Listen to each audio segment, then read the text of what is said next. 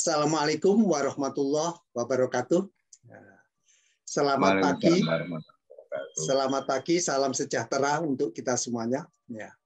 Bapak-bapak, saudara-saudara, dan ibu-ibu mungkin yang akan mengikuti dan akan mendengarkan siaran podcast dari tim Yati Podcast saat ini.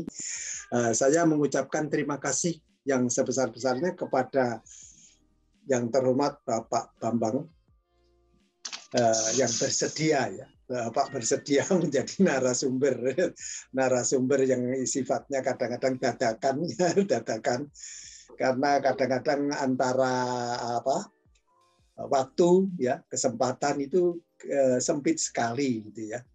Ada teman dari Profesor Syukron Kamil itu ya, ada geser waktunya sedikit ya, nggak bisa sampai sekarang belum bisa kita.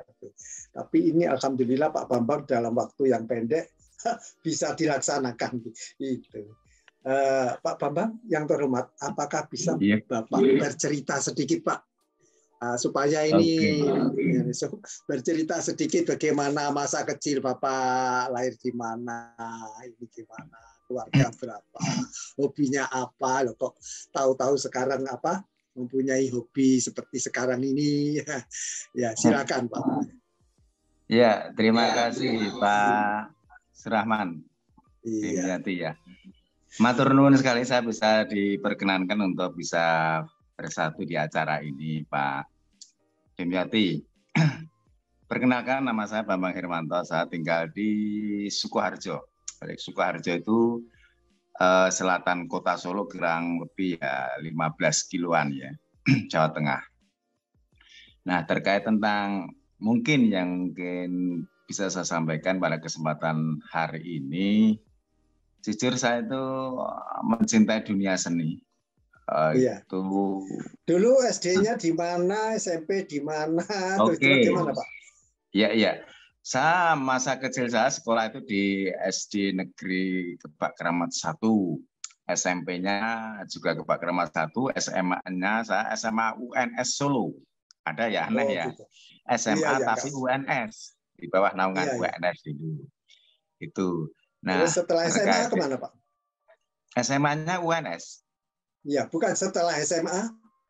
Setelah SMA itu, saya pernah kuliah, tetapi saya akhirnya berhenti di jalan karena pilihan kuliah saya nggak sehati, karena maka saya lebih suka sambil menulis waktu itu.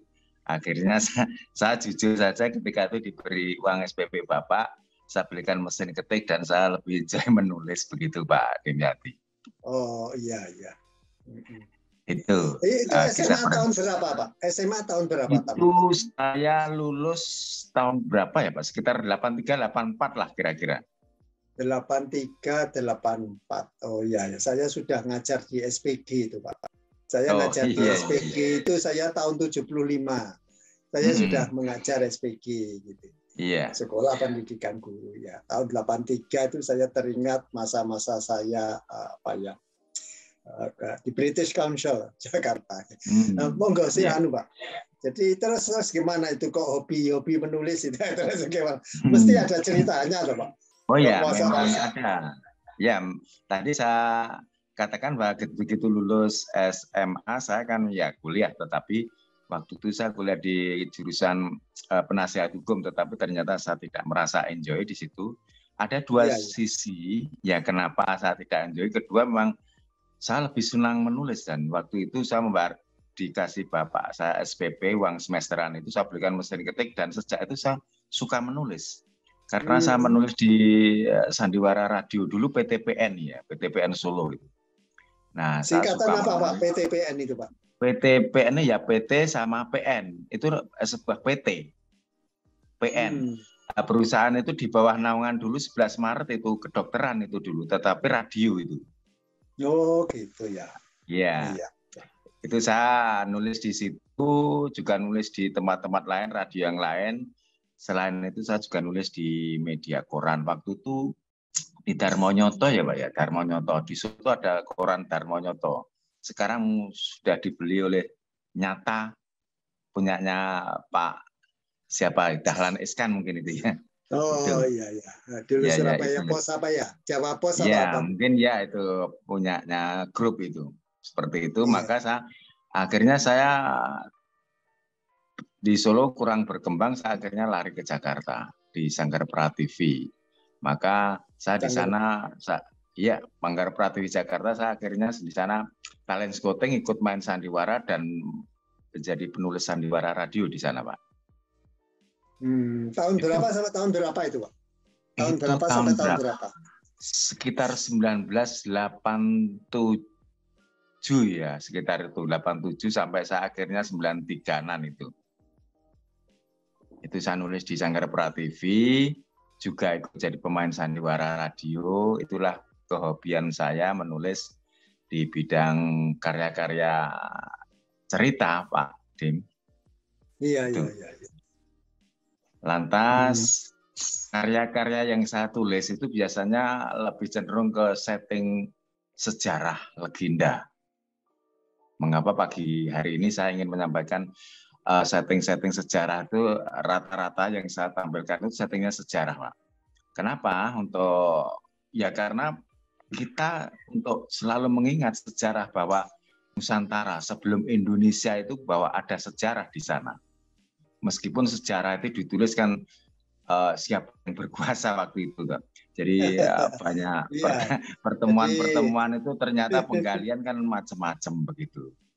Maka saya iya. munculkan sejarah itu, saya bumbui dengan dramaturginya dan problem-problem di dalamnya gitu Pak Denyati. Tidak lupa juga legenda, cerita horor, misteri, mistik itu memang banyak yang saya tulis di sana. Itu di Sandiwara Radio. Apakah itu bahasa Indonesia atau Jawa? Kalau di Solo saya suka menulis bahasa daerah, naskah Sandiwara Radio Jawa. Tetapi kalau di Prativi Jakarta saya lebih banyak menulis Indonesia karena skopnya nasional begitu Pak Adin. Iya, iya. Itu masih ada nggak, Pak, naskah-naskah yang berbahasa Indonesia? Walaupun saya yang menerima juga nantinya kalau memang Ya, ada file naskah. digitalnya ya. Ada file digitalnya. Kalau naskah, waktu itu saya kan masih pakai mesin ketik manual Pak Dim. Iya, iya.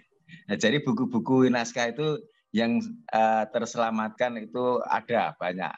Satu episode, satu serial itu sekitar ya berapa seri ya, itu banyak sekali, kira-kira ya 13 episode itu. Itu bukunya 13 tebal. episode yang berbahasa Indonesia ya, yang berbahasa Indonesia. Ya, itu kisah tentang dengan setting sejarah runtuhnya Majapahit itu. Itu saya tulis di situ dengan judul Mystic Horror, Mystic Horror Silat, dari campur.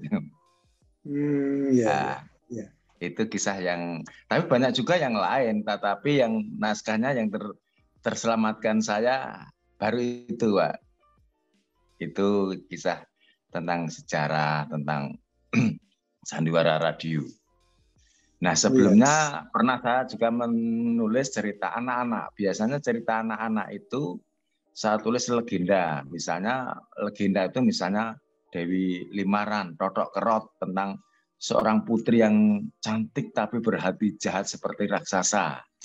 Sampai dia punya ilmu yang bisa muncul di mimpi-mimpi seseorang. Itu kisah di Jawa Timur, misalnya Kediri. Itu kan legenda. Seperti itu.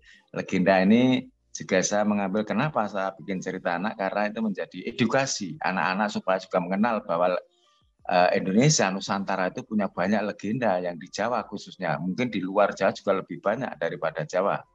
Itulah kenapa saya punya keinginan untuk menulis cerita-cerita legenda yang ada di Nusantara, Pak. Gitu. Tidak lepas juga yang tentang sosial masyarakat, kekinian, drama keluarga. Itu pun saya tulis juga, apakah itu masalah problem rumah tangga, tentang seorang tua yang menyekolahkan anak sulit, dan masih banyak lagi problem-problem yang ada di masyarakat lingkungan kita, Pak Dim. Itulah kenapa saya menulis cerita sandiwara, baik itu setting sejarah, legenda, sosial, budaya, bahkan wayang, Pak Dim. Itulah sekilas kisah yang saya tulis. Iya. Kalau misalnya kita ambil satu cerita ya, kita cerita. Mana yang menurut Bapak itu bagus ya. Artinya ya menurut Bapak bagus ya. Saya tidak paham karena tidak punya pendengar yang lain ya. Yang membaca atau siapa gitu ya. Kalau yang ini Pak, kalau ketika saya di Jakarta, di Sanggar Pratif itu kira-kira saya menulis serial yang berseri panjang itu kira-kira 4 lah.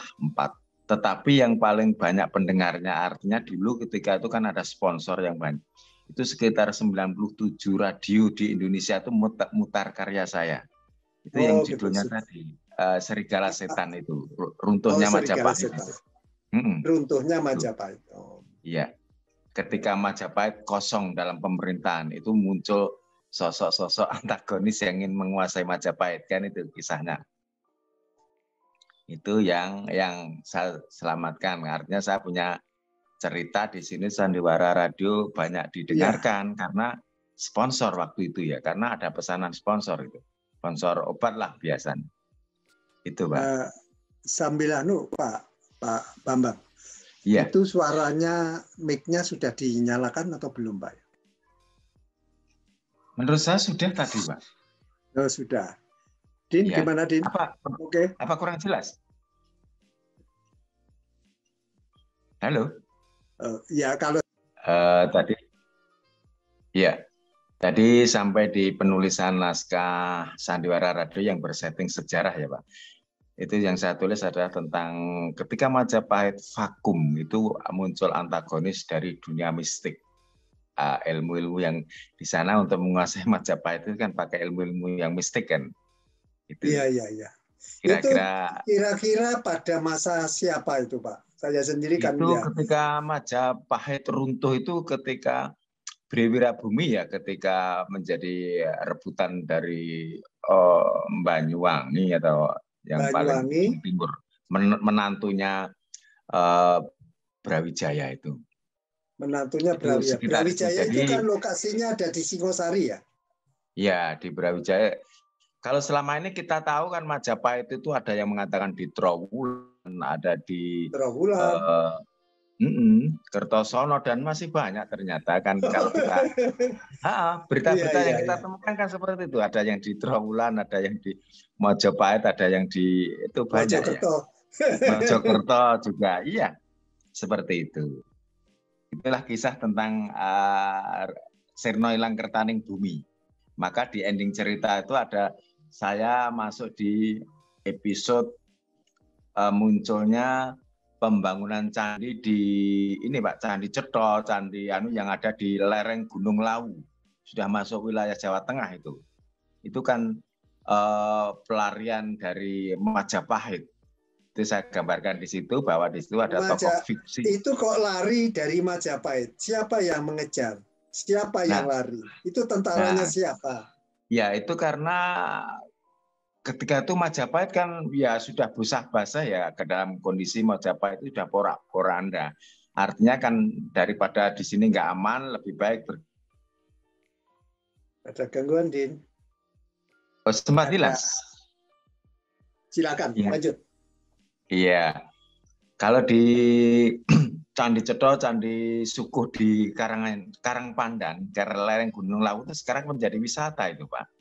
Itulah peninggalan Majapahit. Maka saya ketika itu pun survei di situ, oh ini peninggalan Majapahit waktu itu ketika Sirna Ilang Kertaning. Apa buktinya bahwa itu peninggalan Majapahit? Ada nggak bukti-bukti atau tanda-tanda, lambang-lambang yang dipakai bahwa oh ini ciri-ciri Majapahit, ciri-ciri dari apa? Ya, secara spesifik saya tidak mengetahui karena saya bukan purbakala, tetapi dari temuan-temuan para sejarawan bahwa saya menulis dari literasi, membaca dari literasi kan ada itu Pak peninggalan tentang misalnya simbol lingga dan yoni, bahwa ini ada buatan dari zaman kerajaan Majapahit. Itu ditemukan oleh para sejarawan kan Pak. Kalau saya kan hanya baca literasi saja, maka saya ingin membuktikan di situ. Nah, itulah menjadikan saya inspirasi untuk mengangkat cerita itu. Ini dari sisi sejarah itu, Pak. Nah, Nah, itu balik lagi penulisan tadi kan cerita dari Banyuwangi, Pak ya. Tadi kan ada Banyuwangi itu apa nama dulu, apa dulu namanya apa? Ya, karena Majapahit dulu itu kan dalam arti Gusah Baseh itu, ya Majapahit kan porak-poranda kan dari banyak negara-negara kecil kan memisahkan diri, termasuk Raden Patah yang keturunan Majapahit yang Raden mungkin dalam Patah yang ada di Demak ya. iya, Raden Patah yang ada di seperti Demak. itu kan, maka Majapahit kan menjadi porak-poranda kan akhirnya kan, ya termasuk pemberontakan negeri-negeri kecil itu termasuk yang di Belambangan dan itu lain ya. sebagainya. Iya, itu kan. Ya, itulah referensi yang kami dapatkan dari beberapa buku-buku sejarah yang kami baca. Dan kami mengambil sejarah, artinya dengan literasi itu kan banyak, Pak saya. Tidak hanya satu buku, mungkin dari yang saya dapat, dan saya, alhamdulillah saya masih punya buku, misalnya Negara Kertagama, lantas buku yang mengisahkan tentang Babat Tanah Jawa, tentang satu lagi itu tentang Ken Arok lahir sampai mati, ada itu lupa saya, sampai bukunya saya bawa di rak itu, tapi lama nggak saya buka ya akhirnya kadang-kadang lupa. Tapi ketika saya menulis, saya kan harus baca literasi. Jadi ada dasar sejarahnya, ada dasar catatan legenda itu, Pak. Jadi ketika seorang penulis cerita itu harus punya dasar paling tidak ya dari buku-buku yang kita dapatkan, begitu Pak. Jadi kami tidak bisa main ini diperkirakan hanya kira-kira, meskipun semua juga berawal dari itu, tapi kan perlu penelitian dan lain sebagainya. Kami sebagai penulis tentunya ya harus lebih banyak membaca, begitu Pak Dim. Iya. Saya ini kan apa ya? Ya suka membaca saja, karena suka membaca saya itu sampai yang namanya apa, terjadinya suatu negara, terbentuknya Amerika Serikat itu saya pelajari sampai detail. Jadi saya itu tertarik juga mempelajari masa-masa lalu bangsa Indonesia ini sebelum terbentuknya Republik ini kan sebetulnya. Jadi mulai dari kerajaan-kerajaan, ya kan, dimulai dari kerajaan-kerajaan. Ya kita memulainya itu ada masa-masa kebangkitan ya. Tapi tadi kan Bapak cerita keahlian Bapak itu kan menuliskan cerita-cerita legenda yang diambilkan dari sejarah ya. Coba Bapak cerita lagi Pak mengenai yang ada di Belambangan tadi Pak. Apa saja yang mereka lakukan terhadap Majapahit, atau kontrol bagaimana Majapahit kontrolnya dengan Banyuwangi itu? Belambangan atau Banyuwangi itu kan hampir sama ya Pak. Dulu kan ada namanya kisah, kalau saya kadang-kadang mengambil dari kisah ketoprak legenda yang dijadikan ketoprak kan ada. Itu kalau di ketoprak itu biasa dianggap dengan pateh Minak Jinggo. Itu kalau dalam sejarah saya mempelajari lama sekali kok ada tokoh Minak Jinggo sih, ini sebenarnya siapa sih Minak Jinggo? Ternyata itu kan Adipati Briwirabumi itu menantunya Brawijaya ketika itu. Maka dia di Minak Jinggo, maaf bukan menantunya ya, dia kan anak selir. Anak selir, iya. Ya, ketika anak selir terah kerajaan kan harus anak laki-laki, Pak. Artinya anak permaisuri ya. Iya. Nah, tidak ada permaisuri yang melahirkan anak laki-laki waktu itu. Kebetulan yang lahir itu laki-laki tetapi selir. Lah ini apa bedanya saya anak raja? Anak raja tidak punya hak menjadi keturunan raja, menjadi pemerintahan. Nah, di situ terjadi pemberontakan. Ini kan tidak jauh berbeda dengan yang di keraton kita Surakarta itu kemarin kan juga hampir sama seperti itu, Pak. Saya tidak bermaksud menyudutkan atau memberi gambaran, tetapi kejadian di Surakarta kan ada kemiripan semacam itu. Gitu Pak Dim. Itu yang dikisah di antara Majapahit dan Belambangan atau Banyuwangi lah, itu kan satu jalur. Itu yang saya tahu seperti itu. Jadi kisah Briwirabumi atau di dalam legenda itu namanya Minak Jinggo yang diangkat di dunia ketoprak, itu ternyata sama Pak. Di Wirabumi dan Minak Jinggo itu adalah satu nama. Itu yang bisa saya. Wirabumi dengan Minak Jinggo. Kalau kata Minak Jinggo itu sebetulnya bahasa dari mana sih Pak? Dari kata Minak, ya Minak itu saya sendiri jujur sampai hari ini belum mengetahui dari Minak. Kalau kata-kata Minak itu. Kalau Jinggo. Jinggo itu kan dari kata Jinggo itu kan orange, samar Pak, merah orange. jingga itu. Oh ya berarti jadi, orange ya. Ya orange, jadi itu kan simbolis. Jadi pemerintahan kekuasaan Minak itu benar apa tidak? Jadi antara ada dan tiada. Mungkin di kisah-kisah legenda seperti itu ya Minak Jinggo, atau memang Jinggo sendiri adalah sebutan sang tokoh ini. Kan ketika kita mungkin ya sedikit mengerti sejarah itu ditulis oleh siapa. Jadi ketika Minak Jinggo, kalau orang nggak suka Minak Jinggo itu jahat, begini, perakus dan lain-lain, kan belum tentu juga. Seperti orang yang tidak tahu misalnya kalau nggak senang, oh Arya Penangsang itu jahat begini, kan tidak juga. Jadi Bapak tahu nggak? Ini kira-kira sumbernya kira-kira dari pihak pro atau pihak independen atau pihak yang kontra? Sumber dari ini mungkin hanya raban saja karena kurang disukai ya berarti kontra gitu aja ya Pak kira-kira. Ya kira-kira yang kontra ya. Ya kita akan sebetulnya nggak jauh-jauh ya, nggak usah jauh ya. Apa yang ada di buku-buku sejarah yang yang dimiliki dan yang tertulis, yang ditulis, yang dipakai oleh kita dulu anak-anak waktu sekolah itu dari versi mana ya. Kadang-kadang menurut versi penjajah atau dulu waktu kita masih dijajah Belanda, versi Belanda itu kalau nggak cocok dengan Belanda kan dikatakan pemberontak. Bahasanya kan lain.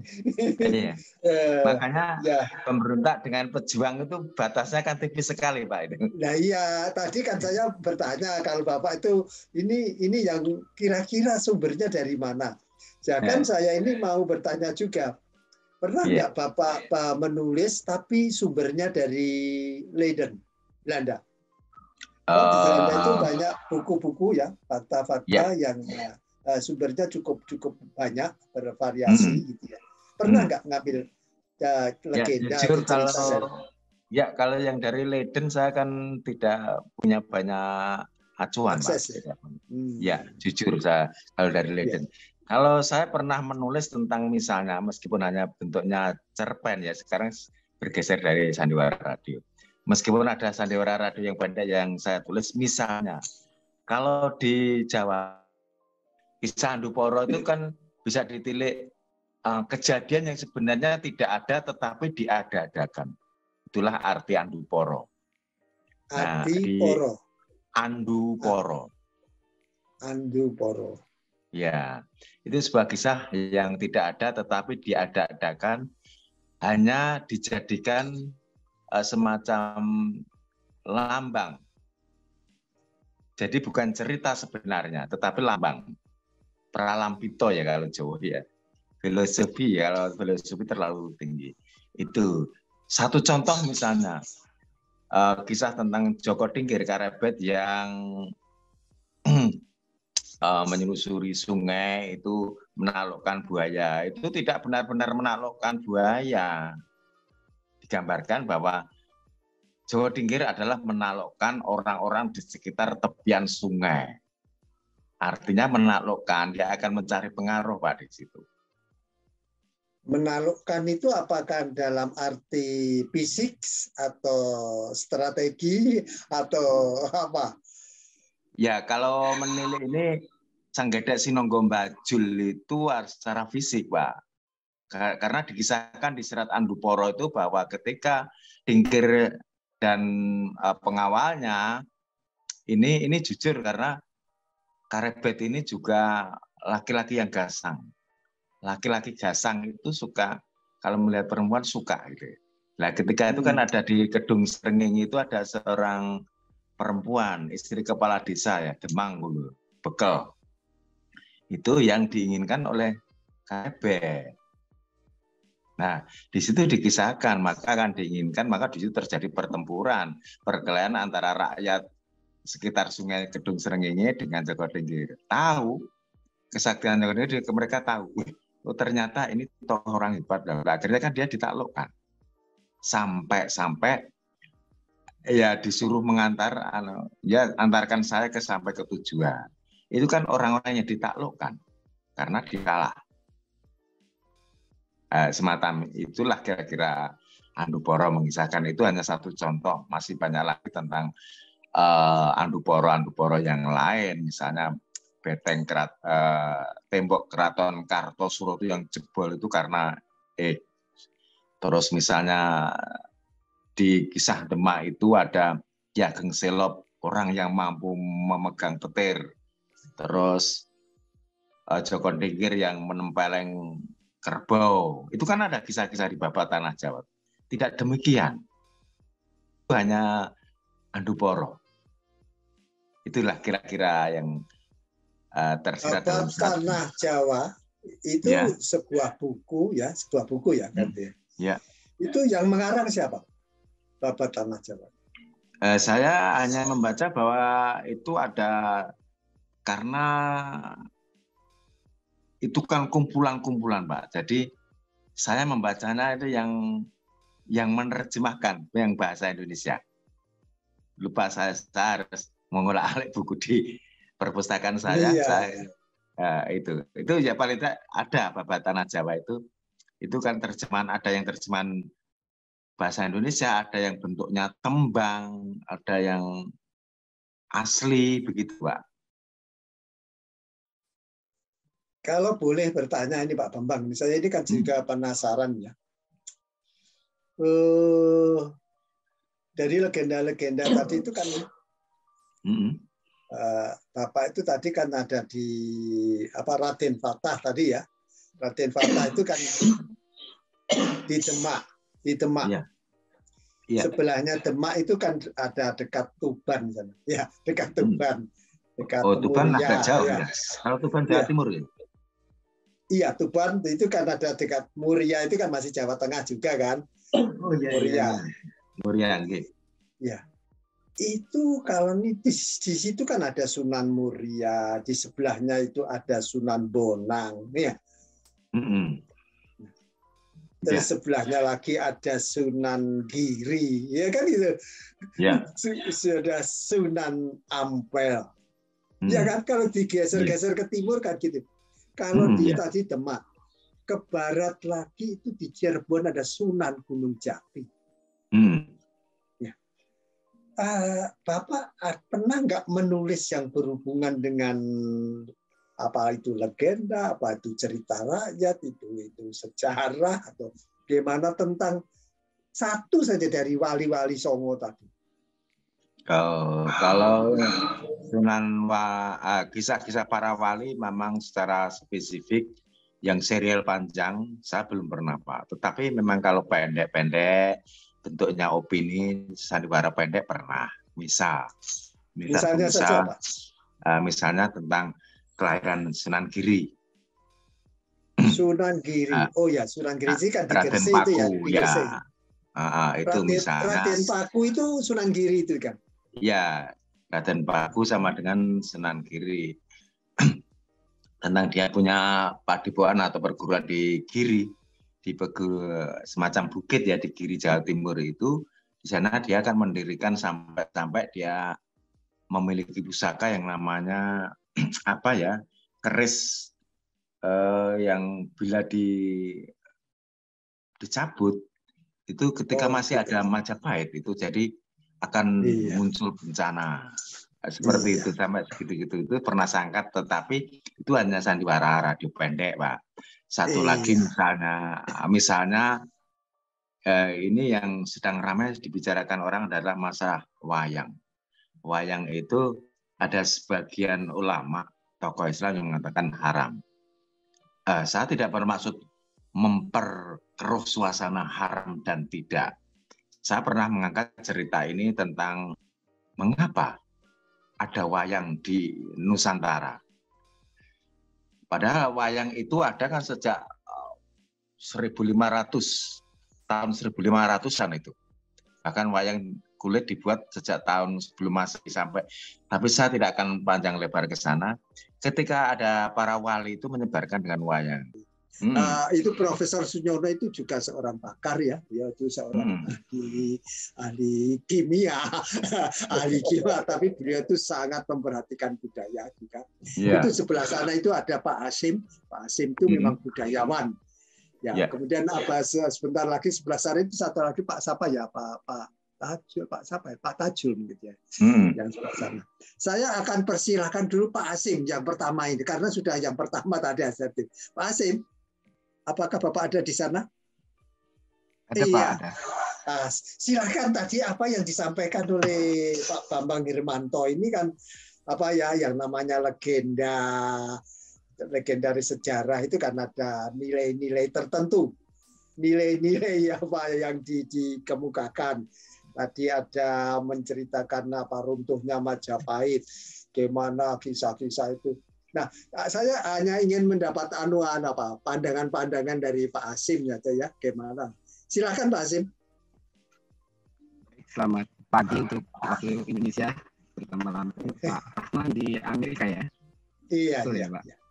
Iya, malam di sini. Pertama Pak Rahman, juga para peserta, juga ada Pak Wadik satu, Pak Profesor Sunyono ini. Terima kasih, alhamdulillah Pak diikutkan di sini. Saya kebetulan Pak Din ini sebagai kaprodi itu di bawahnya Pak Nyono Pak.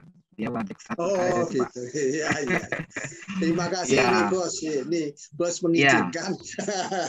Iya betul. Kalau pengalaman Pak, latar belakang saya S1 itu isi Jogja Pak, dari musik saya. Kalau S1. Kebetulan S2 saya itu di Gajah Mada Pak, di UGM. Jadi ngambil di fakultas apa itu dulu, Bu? Fakultas multidisiplin, tapi prodinya pengkajian seni pertunjukan dan seni rupa UGM. Oh, berarti apakah kira-kira bertemu dengan Pak mana tuh yang dari situ Bondo itu? Pak siapa ya? Dosen atau siapa Pak? Panaka Jaya. Wah, enggak ketemu saya. Oh enggak. Saya 2011 lulus Pak. S1 dan S2-nya di Gajah Mada soalnya gitu. Ya, kalau S3 saya lagi ngambil S3 ini Pak di Unila, ngambil doktor pendidikan ini di bawah Pak Nyono juga. Untuk seni budaya ini alhamdulillah Pak, saya dari tahun 2008 ya, artinya sudah 14 tahun lalu. Memang juga menggeluti budaya. Kebetulan saya kan hidupnya walaupun dari Lampung ya, tapi Jawa bagian rumah kedua saya Pak. Karena di Jawa saya di Jogja itu ya sekitar 10 tahunan lah di total.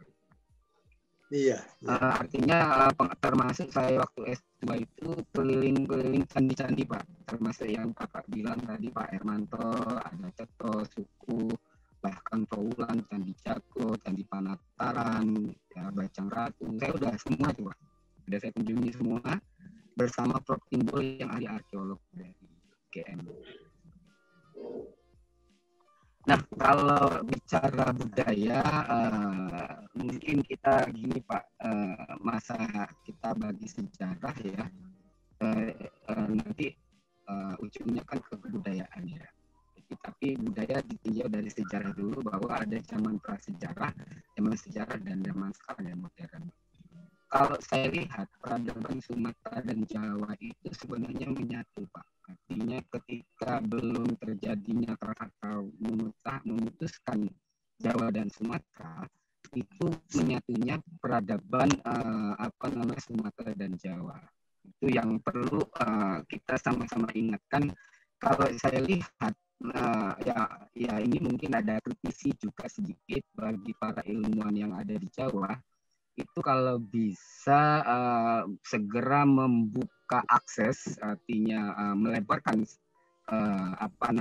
pandangan tentang peradaban kebudayaan itu antara Sumatera dan Jawa, bahkan Kalimantan itu kan tidak ada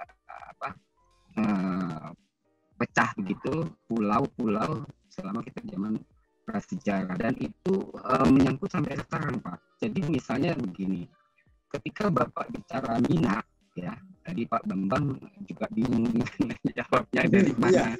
Apa Itu Mina? adalah Mina itu adalah gelar raja zaman prasejarah, Pak. Jadi zaman awal-awal sejarah bagi Sumatera, terutama di Sumatera bagian selatan, spesifik lagi di Lampung, Pak.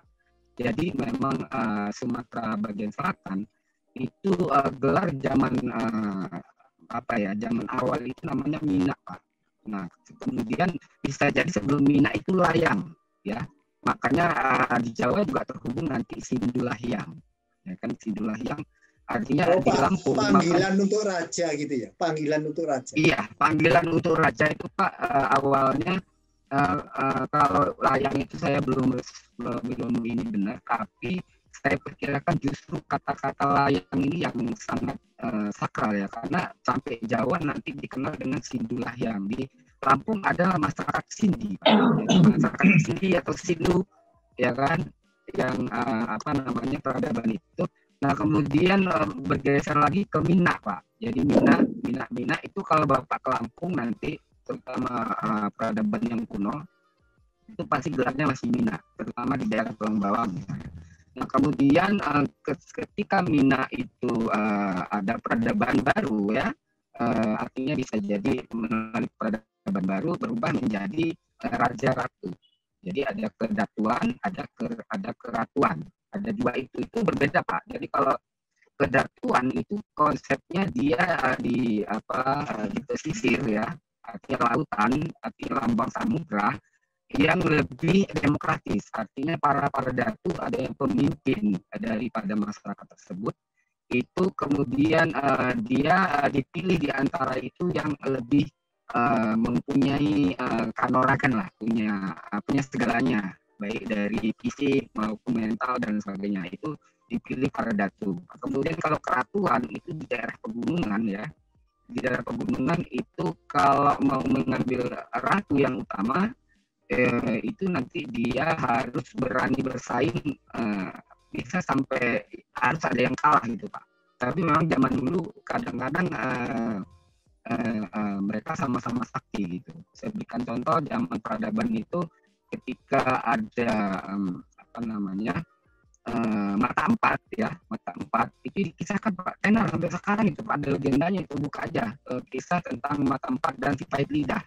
Dan juga ada serunting sakti, ya. Jadi kata serunting yang kemudian di Jawa jadi sahon, ya, serun itu artinya menyeru, Pak, artinya memanggil. Makanya ada satu pemanggilan nanti di Sumatera bagian selatan, terutama di Lampung, nanti ada namanya keratuan pemanggilan, itu pemimpinnya Sang Aji Saka. Nah, jadi saya juga berhubungan dengan Aji Saka. Ini kan saya sebenarnya mau penelitian S2 saya tentang S3 saya ini tentang gamelan, Pak. Bagaimana nilai-nilai gamelan tersebut. Nah, istilah gamelan di Lampung dan ada di Jawa juga saya buka terhubungkan dengan Aji Saka. Di mana Aji Saka itu nanti ada 9 nilai-nilai peradaban di Aji Saka itu. Nah, saya antusias, kemudian saya telepon, karena saya buka jurnal-jurnal yang ada di internet, itu umumnya bicara Aji Saka itu masih di Jawa, Pak. Jadi bahwa Aji Saka itu datang ke Jawa, ya, ke Medang Kamulan, kemudian dalam rangka menumpas Dewata Cengkar, kan gitu kira-kira gambarannya. Nah, ternyata saya kemarin ikut webinar Grup Budaya Sigarda, dan juga saya menemui Profesor Suwardi Endraswara. Saya antusias bertanya bagaimana legenda Aji Saka. Ternyata menurut beliau itu bahwa Aji Saka itu fiktif di Jawa, begitu. Artinya beliau hanya datang saja dalam tahun 78 itu hanya datang ke daerah Jawa. Gitu. Kalau menurut mitologi atau sejarah-sejarah yang dikembangkan saat ini, bahwa Aji Saka itu dari India, kata yang konsep dari Jawa, ya, Pak. Nah, ternyata ketika saya agak merasa kecewa bahwa ternyata Aji Saka itu saya tidak temukan tokohnya yang mereka mengakui bahwa ini raja kami, di peradaban kami, ternyata tidak demikian. Akhirnya saya kembali ke Sumatera. Nah, di Sumatera ini saya ketemukan, Pak. Jadi saya ketemukan ada aji. Jadi ada semedang aji. Jadi medang itu adalah pohon besar, itu di mana peradaban zaman dulu mereka mempercayai pohon ini adalah lambang suatu kehidupan. Itu digambarkan nanti semacam mandala. Kemudian mereka keliling di bawah pohon itu berarti kalau bicara pohon besar, Pak, masih bicara zaman prasejarah ya, masih zaman kalau orang apa namanya animisme, dinamisme. Tapi saya sebenarnya menemukan begini, Pak, saya ke Kalimantan juga, ke Kutai, itu sebenarnya bukan mereka animisme menyembah pohon itu, Pak. Jadi mereka sebenarnya sudah pintar, leluhur kita ini, mereka mencari dalam rangka pencarian siapa yang menciptakan peradaban mereka ini. Nah, gitu. Jadi mereka berkeliling. Kalau berkeliling yang di Bapak bisa nanti buka istilah belian ya. Belian itu, acara belian itu adalah pengobatan ketika suatu kampung itu ada wabah begitu, mereka akan melaporkan kepada yang maha kuasa pada saat itu. Jadi kita bukan bicara agama dalam ini, maksudnya adalah masih milik sistem, Pak. Jadi artinya sistem kepercayaan pada zaman itu. Jadi jangan dulu kita, nah ini kayak seperti wayang nanti ya kan, ini apa namanya haram, ini itu kita teliti dulu, Pak. Kalau menurut saya juga kemarin ini yang saya Nagara. Saya bagus. Ya, saya lanjutkan, Pak. Nah, jadi ketika bicara negara, ini nanti ke wayang ya. Kalau wayang kebetulan saya di Lampung ternyata ada juga, tapi saya belum. Ini pengalaman sedikit tentang negara yang kita baru webinar di Malang. Saya teliti, ternyata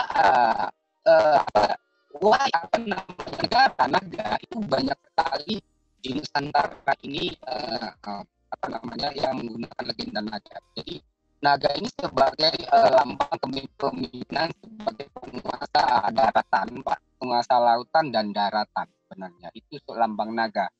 Ya jadi naga ini kalau di Sumatera Selatan itu ada suku naga. Saya sendiri kan sebenarnya Senaga, Pak. Orang Senaga itu maksudnya orang Senaga. Jadi sang naga ibaratnya. Saya keturunan naga gitu kan. Kalau di Sumatera itu kan ada Sinaga dan sebagainya. Artinya legenda Batu Naga ada di Kaur dan lain sebagainya. Di Jawa kalau saya lihat di Majapahit memang legendanya. Saya buka di situ ternyata legenda naga ini ya itu sebelum zaman Hindu bahkan. Artinya zaman seperti tadi, zaman ketika kan apa namanya ditemukan yang terbaru adalah apa namanya situs gua harimau yang ada di Oku ya Sumatera Selatan itu kan di pinggir Sungai Ogan, dulunya Sungai Naga dulu katanya. Ogan itu Nago dulunya kan. Nah, jadi konsep peradaban itu di mana di situ disebut wilayah Medang, ya kan? Nah, wilayah Medang di situ juga Medang Aji. Nah, jadi ternyata kembali ke Aji Saka itu banyak sekali saya temukan juga yang terbaru, Pak ya. Ini berita besar bagi Nusantara menurut saya karena saya baca di Ronggo Warsito, Pak ya, bicara tentang Aji Saka memang asalnya dari Lampung. Nanti saya bisa kirim atau Bapak lihat di jurnal tentang Aji Toko yang Ronggo Warsito. Jadi bicara bahwa Aji Saka memang datang dari Lampung. Nah, saya lihat Pak, peradaban Sumatera ini, Sumatera ya Pak ya. Kalau di Jawa nanti bicara agama Islam sekarang memang Islam banyak. Kemudian ada juga peradaban Hindu ya, kita bicara ada Borobudur, Buddha, Prambanan dan lain sebagainya. Itu hulunya mereka ke India. Jadi kalau bicara Aji Saka mereka tanya dari India. Tapi kalau di Sumatera itu berbeda, Pak. Ternyata di Sumatera ini itu langsung ke Mekah sebenarnya. Jadi apa namanya di Kalimantan saya temukan suku Jintun namanya, Pak. Suku Jintun ini yang di Kutai itu bahasanya sama dengan bahasa Lampung, sama dengan bahasa Ogan di Sumatera Selatan. Bahkan ada juga ratu darah putih, istilah Kutai, bahkan orang Kutai tidak mengerti istilah Kutai itu apa. Kalau di Sumatera itu Kutai banyak, Pak. Itu artinya pagar, benteng. Makanya ada pagar alam gitu kan, ada Kute itu kota bumi misalnya, itu bukan kota bumi, kute bumi artinya pagar di bumi. Nah, siapa yang dipagari ya adalah pemimpin, Pak. Jadi pemimpin di sini orang-orang yang mempunyai legenda tentang naga, ya kan. Nah, kemudian yang kedua tentang Ra, Pak, matahari. Nah, kalau saya lihat ya, makanya hubungan Sumatera itu ke Mekah, ternyata mereka di sini adalah rakian, Pak, rakian sakti. Jadi ada mulana aji, ya. Jadi istilah mulana itu terhubung juga dengan karo, Pak, ya kan, batara itu batara itu karo itu batara guru misalnya di Mandalahiang, Pak, di Sumatera Utara. Jadi dari Mandalahiang itu bergeser ke selatan sampai Lampung, ya, lewat dari Mandalahiang yang ada di Sumatera Utara masuk ke Pagaruyung, ya, kemudian masuk juga ke Mandailing, kemudian ke Rejang, ke Dempo, ke Sumatera Selatan, kemudian sampai ke Lampung itu masih ada peninggalan, kemudian sampai Punggung Harjo dan Laula itu semua judulnya ada di lagu gamelan, ya, itu sampai ke Jawa, Pak. Artinya disitulah saya mengajak bahwa bisa jadi peradaban wayang, ya, peradaban wayang ini dalam rangka pencarian, Pak, dalam rangka pencarian. Contoh gini, kalau contoh naga tadi, Pak, ya, saya cari di dalam Al-Quran ini apa sih naga? Apakah dia berhubungan dengan Islam atau tidak? Ternyata berhubungan. Contoh begini, Pak, bahwa ayat surat Asy-Syura ayat 29 menyebutkan bahwa Allah itu menciptakan langit dan ini termasuk binatang-binatang yang melata. Nah, jadi artinya naga itu yang baik dia legenda atau tidak, ada bahkan kalau katanya di Lampung itu memang di situs Gunung Bata itu yang tenggelam, tempat mata 4 itu katanya ada naga. Tapi yang jelas itu ciptaan Allah. Jadi kita ini semua ciptaan Allah. Jadi tidak bisa bicara kecuali kita ciptaan Allah. Tapi kita Islam ini kan tidak terlalu bicara tentang yang binatang-binatang yang begitu tadi. Itu kan mungkin dibicarakan pada masa awal dalam rangka pencarian, gitu kan. Nah, saat ini ketika kita sudah maju, ya, ketika kita sudah maju ini, justru kita cukup mempunyai rasa tentang kebesaran Allah itu, bahwa Allah itu menciptakan langit dan bumi serta alam seisinya termasuk binatang yang melata. Jadi kita melihat ada gambar naga saja, kita harusnya seperti kita ke gunung, Pak. Kalau kita lihat gunung, wah, kayak benar ya Allah itu menciptakan begini indahnya dunia ini, begitu dan tidak ada yang bisa menciptakan itu kecuali Allah Subhanahu Wa Taala. Jadi konsep kita wayang itu perlu dibegitukan, Pak Adi, kita cari dulu. Kalau menurut saya ketika Pak Bambang bicara wayang tadi zaman bisa jadi prasejarah, menurut saya itu dalam rangka pencarian dan kemudian mereka sudah secara keilmuan, ya, Pak. Jadi sebelum prasejarah, sebelum mengenal tulisan, leluhur kita itu sudah ada 10 sistem kebudayaan. Salah satunya menggunakan teknologi dan ilmu pengetahuan, di mana zaman prasejarah leluhur kita sudah bisa cloning, Pak. Cloning itu di sini maksud saya termasuk Ganesha misalnya. Si Ganesha gajah, kemudian di cloning kepalanya badannya gajah tapi kepalanya manusia. Itu kan sebuah cloning, Pak. Artinya sebuah penyatuan dalam rangka, coba digambarkan kalau mereka manusia terus digambarnya kepala manusia benar. Terus mereka dalam rangka didewakan atau apa kan, artinya justru itu yang sirik. Tapi karena mereka pinter gitu ya, leluhur kita itu cukup pinter, manusia tadi nggak mau kepalanya dijadikan kepala, dan itu nggak Ganesha di Lampung, Pak. 3 kali 9 meter, di atasnya ada lokasinya tempat seperti di Mesir, Pak, di Hotspot itu Ratu yang ketiga tahun 1470 sebelum Masehi. Jadi lokasi itu sangat luar biasa, Pak. Jadi menurut saya tadi semacam itu konsepnya. Kalau bisa wayang ini kita teliti, dan hipotesa saya bahwa wayang ini adalah terhubung juga dengan Islam, karena semua itu ciptaan Allah, hanya waktu itu kita dalam rangka pencarian. Nah, kita Iya, Pak Hasim. Kita sesuaikan dengan yang Islam gitu, Pak. Mungkin kita gitu, dibatasi Pak. Waktu, Pak Hasim. Kita dibatasi waktu. Ini ya, Pak. Memang masalah legenda, masalah wayang. Ini kita masih dalam masa-masa pencarian ya.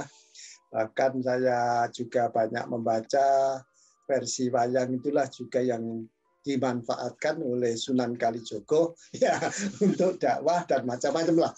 Tapi saya minta juga versi pendapat dari Profesor Sunyono. Gimana ini? Silakan, Pak Nyono. Silakan. Ya. Oh iya. Saya termasuk pecinta wayang nih Pak. Sejak kecil saya kalau ada wayang kulit itu saya tidurnya di bawah gong. Kalau Bapak di bawah gong, saya itu malah persis di depannya nih, lurus dengan dalannya itu. Mesti paling depan. Iya, ya, silakan. Jadi memang banyak wayang ini banyak menginspirasi kehidupan kalau saya, Pak.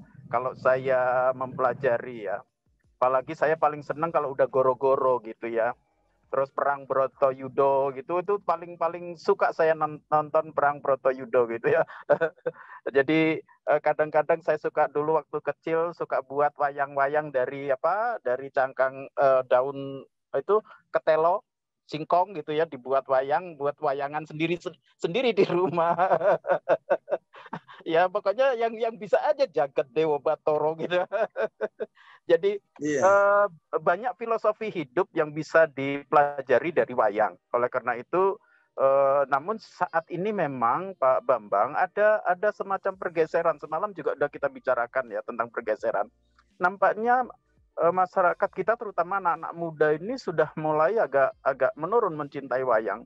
Kalau dulu di Lampung wayang itu sudah hampir setiap desa kalau ada pengantin sunatan itu tanggapannya kalau nggak wayang ludruk atau ketoprak. Itu.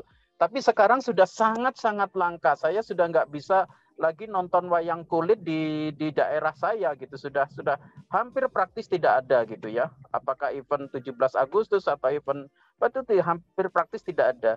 Nah, ini yang pelestarian budaya semacam ini yang kita memang perlu kita lestarikan. Bagaimana anak-anak muda supaya juga mencintai budaya kita.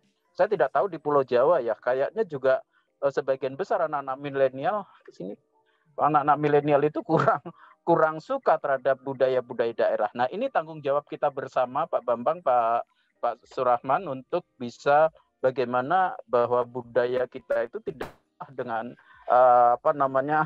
K-pop dari Korea gitu ya. Ini luar biasa. Saya kalau mendengar gending dari Jawa itu sudah enak betul alunan-alunan nadanya gitu.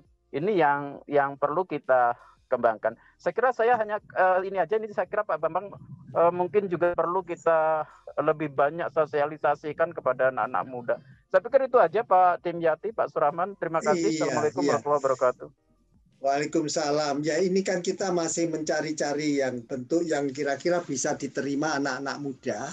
Ya, makanya kan kita harus mewawancarai anak muda. Syukur nantinya ada yang mau terlibat di begini. Anak-anak muda itu terlibat sehingga mereka itu memberikan masukan. Mengapa, bagaimana? Sebab kita itu kan apapun kan harus apa yang mereka sukai. Tapi cuma kemasannya ya kita harus melakukan inovasi. Jadi kalau ya samalah kita itu dulu cara mengajar itu yang menarik gimana. Cara mengajar zaman dulu itu anak-anak kan begitu patuh sekali ya. Anak-anak patuh sekali. Begitu masuk dulu itu ingat saya duduknya mejanya sama ya. Mejanya sama, tempat duduknya sama, nggak bisa bergerak kita waktu itu sudah kalau tangan di atas sudah sama. Nah, zaman sekarang sekolah itu sudah beda lagi. Nah, meja kursinya bisa ditata yang berbagai fungsi ya. Itu. Saya sekarang ingin masukkan juga dari Pak Tajul ini. Gimana ini dari Pak Nanu dari daerah timur ini, dari daerah timur Sumeneb. Silakan Pak Tajul. Bisa di. Oke. Gini Prof, kebetulan saya penulis buku Mahabharata, Prof. Iya.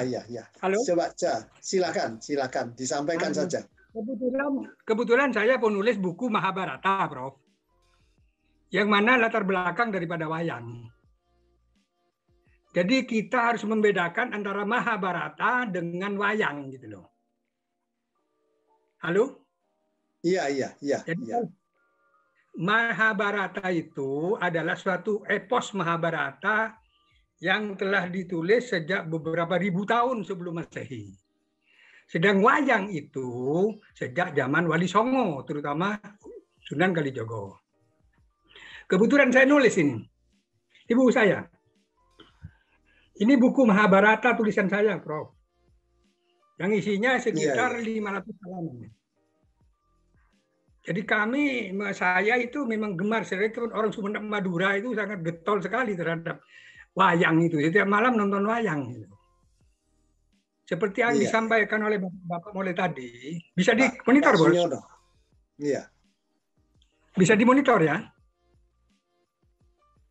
Bisa. Bisa kan? Nah, jadi saya sangat respect sekali dengan apa disampaikan oleh profesor-profesor tadi, sekalipun saya autodidak gitu ya. Jadi seperti yang disampaikan oleh Pak Bambang tentang buku-buku termasuk Babat Tanah Jawi seperti ini. Ini ditulis oleh Ronggo Warsito, Bos, Prof. Masa zaman Ronggo Warsito ya. Coba nanti saya mau saya beli itu. Cuma beli online bisa nanti. Saya beli di Amazon. Itu zamannya susunan Pakubono I sampai susunan Pakubono III. Saya perlu. Di sini juga saya punya buku yang namanya Dagara Kertagama ini, Bro. Ini juga ditulis oleh orang-orang Belanda itu, oleh Brandes. Ini Negara Kertagama itu pengarangnya siapa? Empu Prapanca, Bos. Empu Prapanca, oke. Pada tahun 1357. Diterjemahkan oleh 3 orang dari Indonesia, yaitu Profesor Dr. Profesor Dr. Andes I Ketut Riana SU. Yang ini disalin oleh Profesor Dr. Slamet Mulyana. Ini juga. Yang ketiga itu oleh Profesor Dr. Min Arifai. Itu yang menyalin kepada bahasa Indonesia. Sebelum itu ada buku namanya Kakawin Sutasoma ini. Ini sejaman dengan Negara Kertagama. Jadi apa yang disampaikan oleh Pak Samsul tadi perlu digarisbawahi, dikoreksi. Wirabumi itu adalah putra daripada Hayam Wuruk dari Selir. Sedangkan putra yang diangkat oleh Raja Majapahit adalah putrinya Kusuma Wardani yang dikawinkan dengan sepupunya sendiri itu, Wikramawardhana. Itu dalam timbul legenda itu Damar Wulan dengan Minak Jinggo. Jadi pengertian kami, Minak itu adalah orang kecil yang tersisihkan itu. Jinggo itu merah muda. Kira-kira begitu. Minak itu bukan raja. Artinya Minak itu panggilan raja atau panggilan apa? Bukan, sebutan bagi orang, katanya orang Madura, orang Dume, Bu. Orang kecil. Ya, tadi itu dari bahasa dari Sumatera. Minak itu artinya sebutan untuk raja. Minak itu sebutan untuk raja. Jadi Minak Jinggo berarti Raja Jinggo kan gitu. Ya, bisa saja karena pengertian itu kan beda antar daerah, Bos. Prof. Nah, jadi kemungkinan begitu. Kebetulan saya punya kawan dari Banyuwangi yang namanya Pak Sanjubur juga sering diskusi tentang itu. Jadi di sana juga ada Menak Jaeng Pati, contoh itu. Iya. Menak Jaeng Pati itu hidup 1415 kira-kira. Yang konon di sana adalah keturunan dari saudaranya itu, Arya Wiraraja itu, Lembu Sora. Iya. Jadi pecah itu. Contoh seperti di Wali Songo, itu keturunan salah satu diantaranya itu keturunan dari Ranggalawe, turun pada Sunan Kalijaga. Contoh. Nah, Kalijaga itu Kadilangu, itu ada di Jawa Tengah. Saya sudah sampai ke sana. Jadi di Tuban itu ada Sunan Bonang, di Derajat itu di daerah Lamongan, Sunan Giri di Giri, dan saya sudah sampai Bro ke sana. Jadi maaf, sebentar. Saya tadi kan sering bergerak Sunan Bonang itu lokasinya di Tuban. Di Tuban, Bro. Tuban. Oh, oke. Nah, Sunan Derajat itu nanti dulu, bentar. Ini barangkali yang lain bisa mendengarkan ini. Saya ini lagi mencari yang namanya Sunan Sinduborang. Itu di luar. Gini, Bro. Wali Songo itu sepengetahuan saya itu sebanyak 33 per periode 9, Bro. Oh, oke. Per periode 9. Jadi 30. Saya tulis, saya punya tulisannya. Saya punya sisirannya. Oke, ya, nanti saya bisa pribadi dengan Pak Tajul. Siap, Prof. Ya. Makanya kalau wayang ini, ya. Ini kan kita dibatasi waktu di sebelah sono itu ada Pak Darno Kartawi. Ya, siap juga memberikan nanti ini diskusi ini bisa bersambung ya. Ini nanti bisa bersambung. Kalau sekarang ini narasumber utama dari Pak Bambang Hirmanto, nanti bisa muncul dari Lampung. Nah, misalnya Pak Asim. Nanti bisa. Ya. Sabar sedikit. Paralaton ini tulisan Profesor Dr. Aminun Kasdi, Bu. Iya. Ini Paralaton. Iya. Inilah pentingnya referensi bahwa kita itu memang harus banyak membaca, harus banyak membandingkan. Terus seperti ini kan kita pakar-pakar sejarah ini ternyata ngumpul sekarang ini kan mohon maaf ini Pak Bambang juga ini berkat Pak Bambang. Kalau Pak Bambang nggak sanggup tidak mau mengisi ya minggu pagi itu adalah waktunya untuk keluarga Pak Bambang yang nyun sewu loh ya. Tak langkong katanya cak menjurutnya tak langkong. Saya minta nomor kontaknya masing-masing. Pak Bambang itu perlu bagi saya, Pak. Iya, justru karena kesediaan Pak Bambang ini bertemulah pakar-pakar sejarah. Ya. Saya mohon maaf, saya akan memberi kesempatan kepada mana tadi Pak Darno. Pak Darno, halo? Kok Pak Darnonya sudah nggak ada?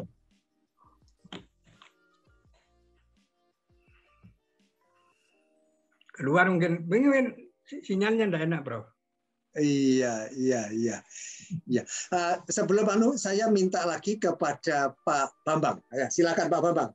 Ini waktunya kita tidak lama lagi ini. Ini nggak terasa kan? Ternyata seru karena kita sama-sama tertarik bahwa sejarah legenda yang ada di tanah air ini ada titik-titik yang masih bisa dilakukan peningkatan penulisannya, peningkatan tambahan referensinya, apalagi nanti ditambah-tambah bukan hanya bahasa tulis, tetapi ada juga bahasa gambar ya, ada gambar yaitu bentuk foto-foto, yang menandakan itu benar-benar peninggalan Mojopahit. Nah, kalau nanti kan ada Ilingga atau apa tadi itu. Fotonya gimana, itu lebih senang. Anak-anak muda mungkin lebih senang karena mereka itu biasanya cara berpikirnya ya buktinya apa seperti itu. Silakan Pak Bambang. Monggo. Dibuka dulu Pak. Di-mute Pak. Oke, baik, sudah jelas Pak suaranya? Bagus ya. Oke. Pada intinya saya mengucapkan terima kasih di suasana pagi ini. Saya tadi mendengarkan banyak ulasan dari Pak Profesor Siono yang dari Sumatera, dari Madura. Bagus sekali. Saya merasa kecil sekali di sini. Akhirnya saya banyak pengetahuan. Enggak ada Pak, jangan merasa kecil gitu Pak. Semua memberikan andil. Oke. Semua memberi andil. Bangsa kita itu ya, bangsa yang besar. Namanya sejarah kalau kita tinjau dari dulu itu kan ada kalau di daerah Sumatera Utara itu ada Iskandar Muda atau apa gitu deh. Iya. Ya, itu sampai ke sana, terus tadi yang disampaikan oleh Pak Hasyim tadi sampai ke bawah itu dalam peta, ke bawah itu ke selatan akhirnya sampai ke apa itu Melayu, sampai ke Pekanbaru turun lagi sampai ke Palembang, ya kan gitu. Minang, mungkin yang Minang dulu, terus ke Pagar Alam. Karena saya pernah melewati darat juga.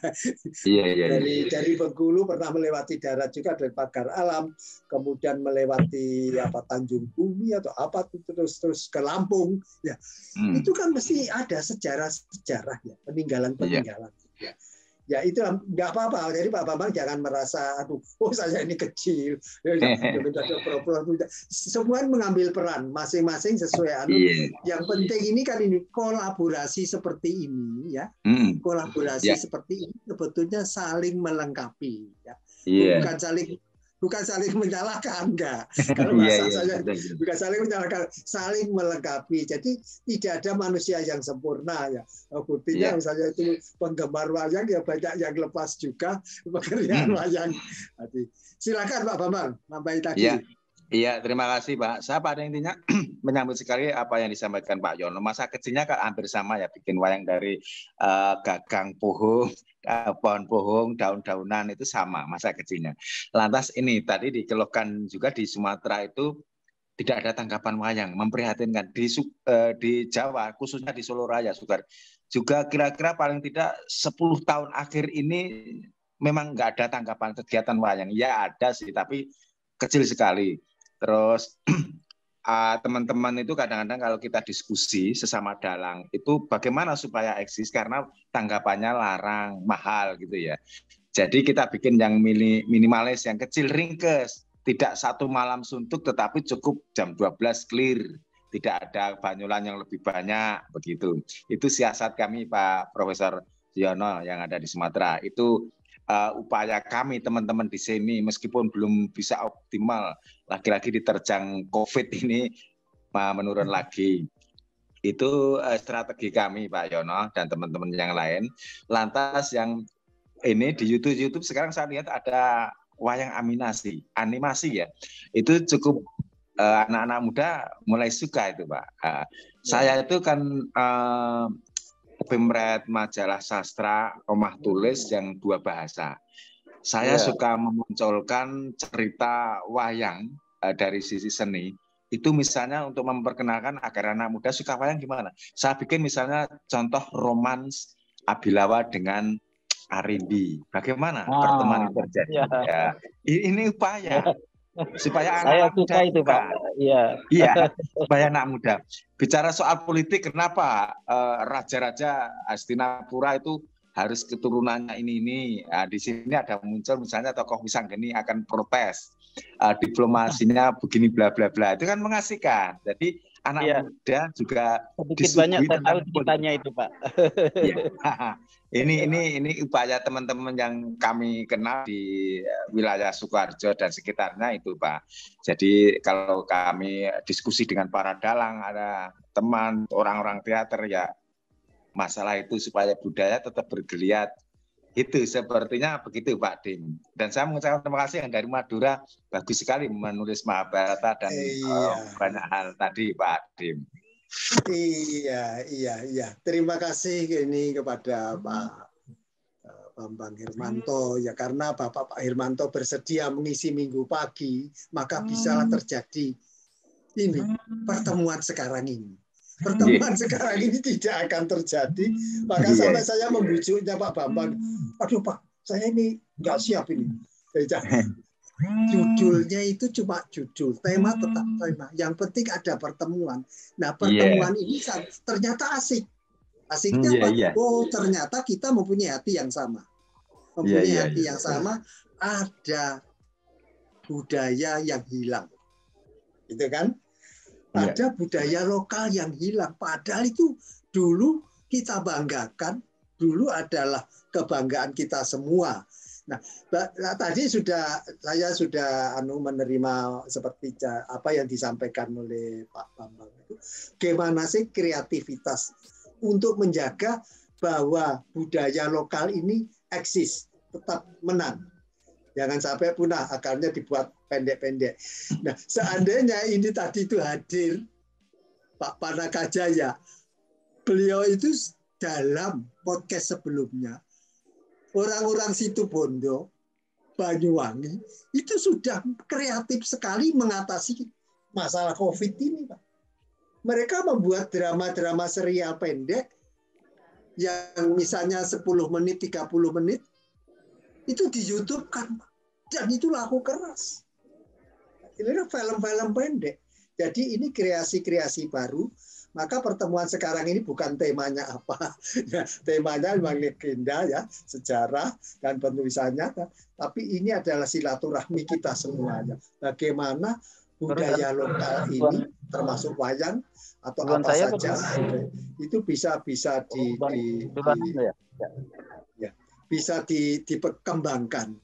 Nah, karena kita ada keterbatasan waktu ya, bahwa kita tidak bisa melewati angka jam 9.30 waktu Indonesia Barat ya. Jadi saya mengucapkan terima kasih kepada semuanya, kepada yang terhormat Pak Bambang, Pak Tajul, Pak Hasim, Prof. Suyono, dan tentu saja ponaan saya itu Mas Didin. Tanpa Mas Didin ini nggak akan ada rekaman nih. Ya, saya ucapkan terima kasih. Assalamualaikum warahmatullahi wabarakatuh. Selamat malam, salam sejahtera untuk kita semua. Salam budaya. Ya. Sampai ketemu Pak Bambang. Terima kasih. Ya, sama-sama semuanya. Ya. Salam.